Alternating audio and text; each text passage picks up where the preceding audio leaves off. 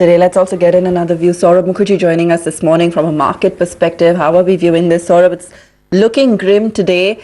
There's a pall of gloom that's kind of settled as everyone comes to terms with the fact that we have a 21-day lockdown. We have been a little slow on the stimulus front. You've been talking a lot about how this is a good time to buy and remaining positive for the long term. But given the kind of selling pressure we continue to see, just want to understand from you the implications of all the recent developments. Good morning. So look, I think yesterday when the market didn't rally, when everybody else in the world rallied, I think Asia was up good 4-5%. We didn't rally. I think we all had a premonition this was coming. To be fair to the Prime Minister, the way he announced the Janata Curfew 4 or 5 days back, he almost signaled the longer lockdown. Although I have to confess, 3 weeks is a number that many of us hadn't expected. I was thinking more around 2 weeks. But it is what it is. I think the overall picture vis-a-vis India actually is getting clearer. There are several very respectable CIOs in the Western world who in the last 4 or 5 days have said that if over the next 2 weeks the Asian corona situation continues to stabilize, and the overall picture of coronavirus across Asia is a picture of stability, increasing stability, as opposed to the picture in North America and Europe. If the Asian picture continues to stabilize, I think you will see a wall of of American money coming towards Asia through the summer. Because if you look at it from the perspective of an American pension fund, where else can they put money? They have to grow their wealth. U.S. treasuries are not going to do it. The U.S. stock market or the European stock market can't grow their wealth. And given the success Asia has shown, and I include India in that contingent, given the success Asia has shown in imposing difficult measures to control this, I think there's a pretty rosy picture ahead through the summer. But until we get there, I think there are a couple of big difficulties we have to overcome locally in India.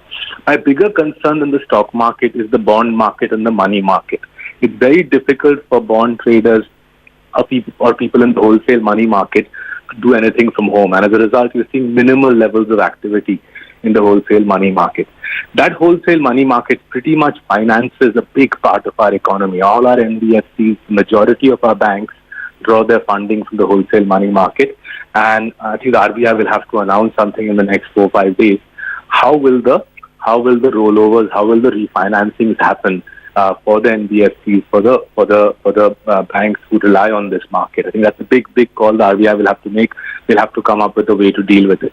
The associated further challenge for financials is NPAs, right? If small businesses can't function for basically a month, then they're not going to be able to keep up with their loan repayments. So I think a suspension of that 90-day NPA rule must be on the cards. I can't quite understand why the RBI isn't coming forth with that. So I think the suspension of the 90-day NPA ruling and the wholesale money market are major challenges for us. And the final challenge I think we'll see over the next month or so is the challenges of the logistics system. Several pharma companies have been telling me that although they are producing their stuff, there's simply no trucks to deliver their pharmaceutical products to the pharmacists on the high street.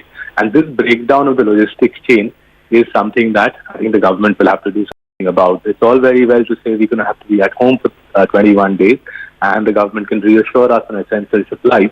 But if report after report shows the trucking system has come to a grinding halt, many of us are going to start thinking about where on earth will the essentials come from if the trucks aren't running.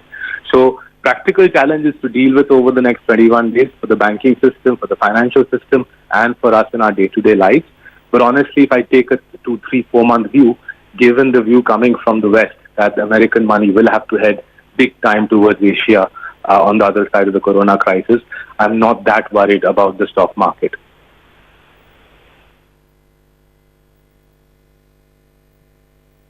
Saurabh, I have more like a minority thought here, and my minority thought here is that, look, if one goes by the evidence, social distancing has worked, and because of this lockdown, social distancing will also work in India. So unlike other countries where corona scare is real and it is damaging the economy naturally, we could actually after 21 days be a $1.3 billion country which actually could potentially be corona free, and that is a serious and a good and a great proposition for a long investor to be invested in.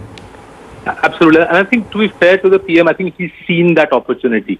My reading is the cabinet, the PM has seen that opportunity, and basically what they're doing through this lockdown, they're dragging the virus into the heat of the Indian summer. By mid-May, when this lockdown ends, we'll have 40, 45 degrees heat. And I think the call they're making is if they can drag this into the Indian summer, then we can address this problem before the monsoons come. And that is going to be unquestionably a major positive for the country. If we can show the world that something which is completely, ravaging Europe and America is simply not as much of an issue as it is in the West. It's simply not as much of an issue in India. It's unquestionably going to be a comparative plus. And remember, beyond the stock market, there's also the far more strategic game of gaining supply chain shares from the Fortune 500 companies. No global CEO of a Fortune 500 company will be able to avoid restructuring his supply chain.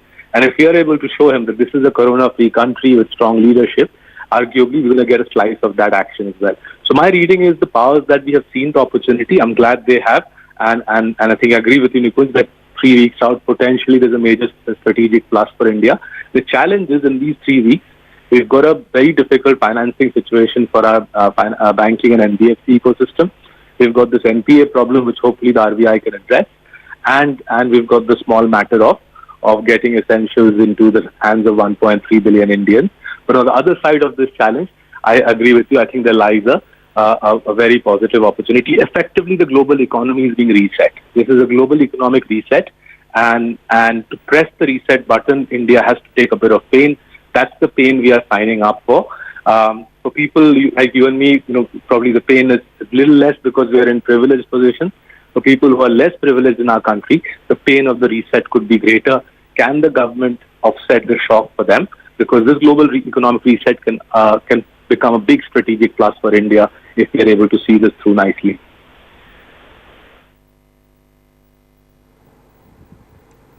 Okay, right, Saurav, appreciate your time. Thank you for joining us. Jahangir Aziz also joins us now. Jahangir, the shape of the Indian economy is going to change now because of lockdown, because what's going to change in terms of dynamics, logistics, supply, demand.